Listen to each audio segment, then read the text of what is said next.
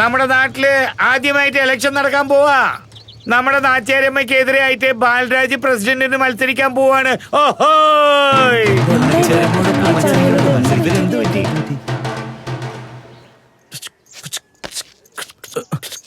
ഈടാ എന്താടോ ലുങ്കി പൊക്കുന്നേ? ഞാൻ അല്ലെങ്കിൽ തന്നെ തലപെരുത്തിരിക്കുക. അപ്പോഴവന്റെ ഒരു ഇന്നലെ സ്പൈഡർമാന്റെ പടം കണ്ടിരുന്നു. അതിലങ്ങനെ ഇങ്ങനെ ആക്കിയപ്പോ വെബ് വന്നു. ഞാനൊന്ന് ട്രൈ ചെയ്തു. അതൊക്കെ സിനിമയിൽ മാത്രമേ സാധ്യമുള്ളൂ, റിയാലിറ്റിയിൽ പറ്റില്ല. നീ ചെയ്തതും സിനിമയിലേ നടക്കൂ. വെല്ലുവിളിച്ചിട്ട് വരാൻ നീ ആരാ? ലാലേട്ടനോ? ഇങ്ങനെ കാലം പൊക്കി എന്നും പറഞ്ഞ് അവരുടെ അടുത്ത് പോയിട്ട് വെല്ലുവിളിച്ച് വന്നിരിക്കുന്നു. എടാ ബാലരാജു, പഞ്ചായത്ത് പ്രസിഡന്റ് ആവാൻ പോവാ. വന്ന് നാച്ചേരമ്മയോടാണോ നിന്റെ മത്സരം? നിനക്ക് തലയ്ക്ക് സുഖമില്ല ഇപ്പോ? പഞ്ചായത്ത് പ്രസിഡന്റ് ആവാൻ പോണത്ര. പഞ്ചായത്ത് പ്രസിഡന്റ് പുതുതായി നമ്മളെ നാട്ടിൽ രക്ഷപ്പെടാൻ വന്നവര് പോലും നമ്മളെ പീസായി പിച്ചിക്കൊണ്ടിരിക്കുക. ജയിക്കുന്നതിന് മുമ്പ് ഇതൊക്കെ വളരെ നോർമലാടാ. നീ പറഞ്ഞു കറക്റ്റാടാ. എന്ത് കോപ്പിനാടാ അപ്പൊ വെല്ലുവിളിച്ചിരിക്കുന്നത്? നാട്ടുകാര് സമാധാനത്തോടെ ഇരിക്കുന്നത് നിനക്ക് ഇഷ്ടാവില്ലെന്നുണ്ടോ? പോയി നമുക്കൊക്കെ കൺകണ്ട ദൈവമായിരിക്കുന്ന നാച്ചേരമ്മയായിട്ടാണ് മത്സരിക്കുന്നത്. എടാ, ഇതുവരെ നീ വല്ല നല്ല കാര്യം ചെയ്തിട്ടുണ്ടോ? ആര് ചെയ്തില്ല? എന്ത് ചെയ്തില്ല എന്ന്? ഇന്നലെ ഒരുത്ത സ്റ്റാൻഡ് മാറ്റാതെ വണ്ടി ഓടിച്ചോണ്ട് പോവാണ്. ഞാൻ സ്റ്റാൻഡ് എന്ന് പറഞ്ഞില്ലേ? ഞാൻ അങ്ങനെ പറഞ്ഞിട്ടുണ്ടായി. അവന്റെ ജീവൻ രക്ഷപ്പെട്ടില്ലേ?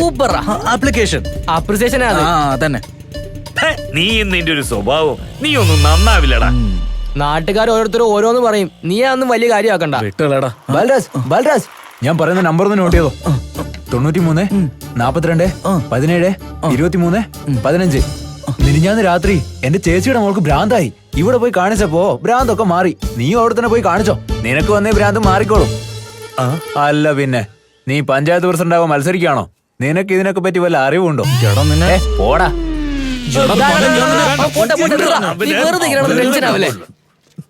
ഒന്ന് മാറി നിക്കടാ, വേറെ പണിയില്ലേ? ഈ നാട്ടുകാർക്കൊക്കെ എന്തൊരു അസൂയ. വലിയ ശല്യായിരിക്കാം. പ്രസിഡന്റ് ആയതിനു ശേഷം കാണിച്ചു കൊടുക്കും. അതെ, വലിയ നേതാവായി എല്ലാരും കൊലക്ക് കൊടുക്കും. എന്താ തുണി ഉണങ്ങുന്നതിന് മുന്നേ എടുത്തു വെക്കുന്നേ? എടാ ബുദ്ധി ഇല്ലാത്തവനെ, തുണി മാത്രല്ല ഉണങ്ങിയത്, ഞങ്ങളുടെ ജീവിതം തന്നെ ഉണങ്ങി കരിഞ്ഞിരിക്കുക. എല്ലാവരുടെയും വെറുപ്പ് സമ്പാദിച്ചു. ഇവിടെ നിന്ന് പോവാൻ നോക്കടാ.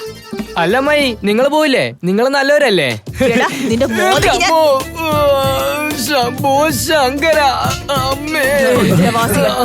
അയ്യോ സത്യ ചേച്ചി, എനിക്കൊരു സഹായം ചെയ്യണം ചേച്ചി. എന്റെ ആടിനെയും മാടിനെയും എല്ലാം നിങ്ങൾ എടുത്തോ. എന്നിട്ട് അതിനുള്ള പൈസ തന്നേക്ക്.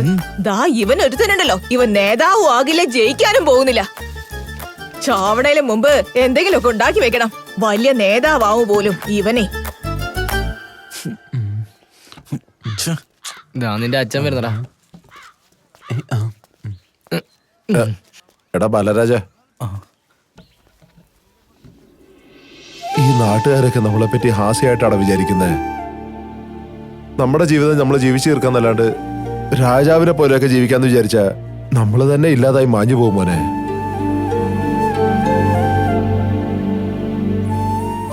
എനിക്കെന്തോ ഇതൊക്കെ ശരിയായിട്ട് തോന്നുന്നില്ല.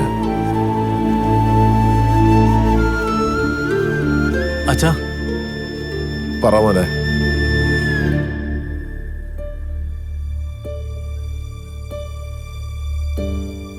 കുറച്ചു മുമ്പല്ലേ അവരുടെ ജീവിതമാണ് നമ്മുടെ ജീവിതം എന്ന് പറഞ്ഞത്. ഇതൊന്നും ഒരു പുല്ല് എനിക്ക് മനസ്സിലായിട്ടില്ല. എനിക്ക് വോട്ട് ചെയ്യണം, എനിക്ക് വേണ്ടി വോട്ട് ചെയ്യാൻ മറക്കണ്ട. ഈ നാടൻ എങ്ങനെയാണെന്നാ തോന്നുന്നത്? പ്രസിഡന്റ് ആയ ഒരുത്തിന് വെറുതെ വിടില്ല ഞാൻ. എന്താ ചെയ്യപ്പോ? അതറിഞ്ഞ് ഞാൻ പറയില്ലടാ മണ്ട, ഒന്ന് ആലോചിക്കാൻ വിട്. ഹേ ബ്രോ, നടക്കൂന്ന് എഴുതിയിട്ടുണ്ടെങ്കിൽ എങ്ങനെ വേണമെങ്കിലും നടക്കും. നീ എന്താടാ പറയുന്നേ?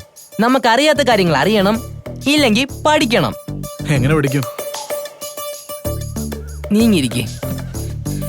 ജനിപ്പിച്ച അമ്മ ചെയ്യാൻ പറ്റാത്തത് ഈ ഗൂഗിൾ അമ്മ ചെയ്യും. ഇതൊന്നും ഞങ്ങൾക്ക് അറിയാത്താണോ? ഇങ്ങത്താ ഇലക്ഷനിൽ ജയിക്കുന്നത് എങ്ങനെ? കറങ്ങിക്കൊണ്ടിരിക്കുക. ഇതെന്താടാ ഇങ്ങനെ കാണിക്കുന്നേ? ആസ്ക് പി കെ എന്ന് പറയുന്നത്. ഇത് നോക്കിയേ. ഒരു മിനിറ്റ്. PM ആകുന്നത് എങ്ങനെ? എന്താടാ ഇത്? വീണ്ടും അവനെ തന്നെ കാണിക്കുന്നു. ആ വീഡിയോ ഓണാക്കിയേ. ഇതല്ലടാ.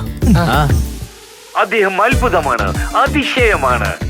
ഇദ്ദേഹം പറഞ്ഞ വാക്ക് ഇതുവരെ ഫലിക്കാതെ ഇരുന്നിട്ടില്ല. ഒരുപാട് പേരെ വാർഡ് മെമ്പറിൽ നിന്നും ഗ്രാമത്തലവനായും തലവന്മാരെ MLA-മാരാക്കിയും പിന്നെ MLA, MP, CM, PM എന്ന് പോലും ഇദ്ദേഹത്തിന്റെ ഐഡിയയിലൂടെ ആയവരാണവർ. ഇതൊന്നും അതിശയോക്തി അല്ല. ഓ എന്റെ അമ്മോ, ഈ ലോകത്തുള്ള ഒരുപാട് CM-ഉം പ്രസിഡന്റ്സും ഒക്കെ ഇദ്ദേഹം പറഞ്ഞു കേട്ടാടാ വലിയ നിലയിലായത്. താഴെ ഫോൺ നമ്പർ ഉണ്ടോ? ഫോൺ ചെയ്തേ. ഇതാണോടാ?